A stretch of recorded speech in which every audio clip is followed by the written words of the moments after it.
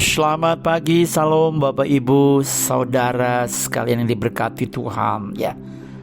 Selamat bersua kembali pagi hari ini. Tentu besar harapan dan doa saya, kita semua dalam keadaan sehat walafiat. Mari kita diam sejenak, kita menikmati renungan singkat firman Tuhan, melandas untuk kita melakukan aktivitas kita sepanjang hari ini. Bapak Ibu, saudara sekalian, mari kita lihat dalam kitab Yeremia pasal yang ke-31 Bapak Ibu, ayat yang ke-33. Demikian firman Tuhan. Tetapi beginilah perjanjian yang kuadakan dengan kaum Israel sesudah waktu itu. Demikianlah firman Tuhan, aku akan menaruh Tauratku dalam batin mereka dan menuliskannya dalam hati mereka, maka aku akan menjadi Allah mereka dan mereka akan menjadi umatku. Haleluya Bapak Ibu. Bapak Ibu, kita tahu pada zaman Nabi Yeremia, orang Israel saudara, betul-betul imannya bobrok. Betul-betul krisis identitas, krisis iman, krisis segala-galanya. Mereka tidak memahami bagaimana kebaikan dan pertolongan Tuhan dalam hidup mereka. Dimulai dari nenek moyang mereka dibebaskan saudara, selama 400 tahun ada di Mesir.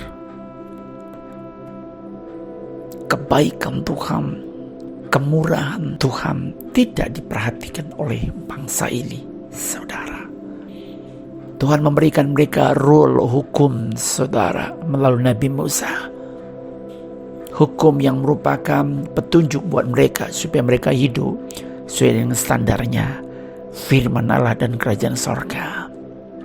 Tapi mereka mengabaikannya. Berbagai tulah bahkan murka Tuhan kerjakan buat mereka, tapi mereka juga susah untuk berbalik saudara.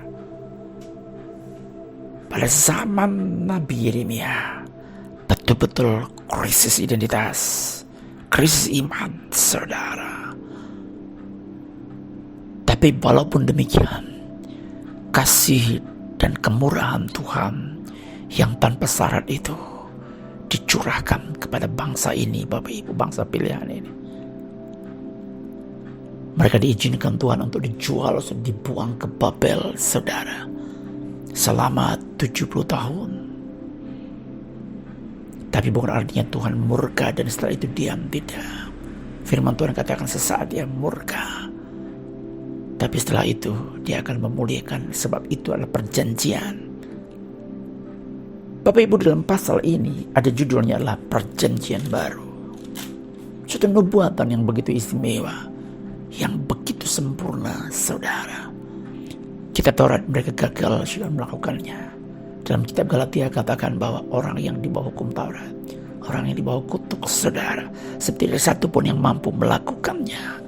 Tapi lewat anugerah dalam Yesus Kristus, dia mengambil alih kutuk hukum Taurat itu saudara, sehingga siapa yang percaya kepadanya dibebaskannya saudara. Karena hukum Taurat gagal, selalu dikatakan aku akan ukirkan tukik itu di loh hati mereka. Bukan lagi di dua loh batu, bukan lagi di buku catatan, bukan di kertas, tapi diukir di dalam loh hati saudara. Ya, ditulis, ditaruh dalam Taurat itu. Aku akan taruhkan itu dalam batin mereka, diukir dalam batin bangsa pilihan ini. Untuk apa Bapak Ibu? Supaya mereka itu menyembah aku Allah mereka dan mereka adalah umatku. Perhatian Tuhan yang begitu sempurna Bapak Ibu. Dengan berbagai daya upaya Tuhan saudara, supaya mereka kembali dan juga supaya hubungan yang indah dan identitas mereka boleh kembali sebagai umat pilihan Tuhan. Bangsa pilihan imam dan raja di bangsa yang kudus miliknya Allah. Tuhan berbagai upaya untuk mengembalikan mereka. Tapi ini terjadi, mereka menolak saudara. Tuhan menyediakan janji masa depan buat mereka. Aku yang mengetahui rancangan apa yang ada padaku mengenai kamu. Rancangan masa depan yang penuh pengharapan, bukan kecelakaan. Rancangan yang penuh damai sejahtera. Tapi kebaikan Tuhan tidak dikubris Bapak Ibu saudara sekalian. Tapi benar nubuatan yang digenapi buat saya dan saudara hari ini. Kemurahan dan anugerah itu dicurahkan kepada bangsa yang lain. Dalam kitab Yohanes katakan dia datang kepada milik kepunyaannya, tapi ditolaknya. Dia datang ke dunia, tapi dunia tidak memahami. Tapi bagi siapa yang menerimanya, menjadi anak Allah yang punya kuasa. Anak Allah yang punya kuasa, yang menerimanya dia menjadi anak Allah yang penuh kuasa. Dia punya kuasa menjadi anak-anak Allah. Bila anugerah Tuhan itu nyata buat saya dan saudara dan menghargainya. Kalau mereka tidak menghargai, kita tidak menghakimi bangsa Israel. Tapi biarlah kita menjadi suratan-surat yang dapat dibaca oleh dunia ini. Seperti firman Tuhan, aku akan ukir di hati mereka. Kemanapun saya dan saudara pergi, biar kita menjadi pribadi yang berdampak, dapat dibaca oleh siapapun. Bahwa dalam hidup, dalam batin kita ada firman yang hidup, ada pribadi sebagai pemimpin tunggal dalam hidup saya dan saudara. Haleluya. Tuhan Yesus berkati kita. Kita tunduk kepala, kita berdoa. Tuhan, ini kami. Ukirkan firman itu di loh hati kami, Tuhan. Supaya kami memahami identitas pribadi kami di hadapan bahwa kami adalah milik-Mu, Tuhan. Anak Allah yang penuh kuasa.